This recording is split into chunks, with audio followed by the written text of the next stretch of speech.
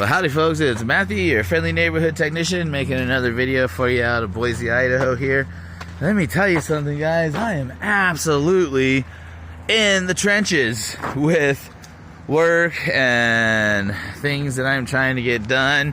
Hey, that Toyota, that rust and restoration, that job that I had to pull the transmission and engine out together and cut apart and rebuild and put back together and all that other stuff, that is about to get out of here and start driving, so that's exciting. Jet skis are about to get out of here soon. The big one, the GTI over there, is going to have a nice Adonis prop on it and a few other things done to it. See if we can't get some extra speed out of it. And then I've got the Jaguar here. I'm just about finished working on that one as well. Valve cover gaskets and all that other good stuff and whatnot. And so recently I've taken in an RV. I'm going to show you some pretty serious stuff that's going down on that one, but I mainly wanted to make just a quick video on this Dodge Cummins out here. So this Dodge came in with the complaint that it's leaking water, coolant, you know, antifreeze and all that other good stuff. And so I spoke with the owners, which, by the way, they are YouTube fans, and I just think that is really neat and awesome. They've followed me, from what I understand, they followed me through thick and thin on YouTube, and I just, you know, I think there's a lot of honor in that these people not only know about my victories and trying to build this business and make something really neat and awesome happen here, as well as some of my failures, and they still choose to come to me. So that's super cool. So this Cummins came to me with the complaint that it's got a coolant leak. Now, in communicating and talking with the owners, I found out they definitely want to baby it and take care of it. They want it to last a long time. For now, though, we are pretty much just going to focus on fixing the coolant leak, and then also we're going to get the back shocks replaced. Now, I wasn't able to find the exact same shocks for it per my suppliers, but we're going to put a set of Ranchos on there that are the equivalent to that. So on the coolant leak, it was very straightforward. Based on where the coolant leak was underneath the vehicle, I pretty much knew that right down through here is the water pump. And so we're leaking coolant out of the water pump, out of the weep hole down in there. So pretty straightforward water pump job. Now there's two ways you can do this water pump.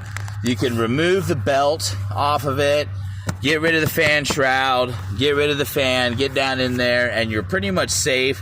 You're not going to damage much. You're not going to cause you know, too many problems getting that water pump in and out. There is another way of doing it, though. And so you can pull the water pump and then kind of stick it in between the fan blades and then roll it up and over until you get over here with it and pull it out. And then you don't have to remove the fan shrouds or the blade or any of that. And it does give you a little less room to work with. And if you ask me, it does raise the risk because you might break a fan blade. It's a plastic fan blade or something like that. But so ultimately, I probably won't do it like that, but I'm just kind of letting you know you will see a lot of guys take this water pump off down in there and then roll it through the fan blade and pull it out, and it does work just fine. But I'm going to just go ahead and take the extra time to remove the fan shroud and the fan blade to ensure that doesn't get damaged, and then pull the water pump. So water pump replacement. Now already while I was in here, I kind of noticed some of these little heater hoses and whatnot are, you know, rotted and corroded, and we've got electrolysis, it looks like, building up there.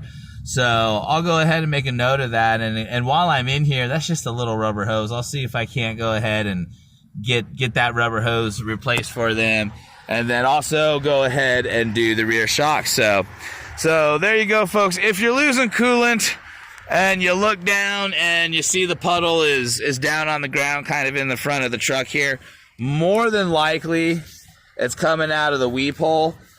Start your truck, crawl underneath there, look straight up, straight up through here, and if that's where you see your water coming out, then go ahead and change your water pump. So, alrighty folks, well, I really appreciate everybody that supports me and my family and watches the channel. And then the cool thing that I'm really liking about this channel, I'm mentioning this in every video, is the fact that when people ask questions about their projects and jobs, I notice there's other people jumping on here that have knowledge and expertise, and they're answering questions. So I think it's really cool that we're starting to create an online community where people can go, not get criticized, ask questions, get their questions answered. That's pretty awesome, guys. So thanks for helping me build this really cool mechanical community. So, all right, well, next I'm going to show you what happens when the internal transmission cooler on the radiator of one of these Fords breaks. It pretty much means we need to replace everything. So, all right, folks. Well, this is Matthew, your friendly neighborhood technician, signing off.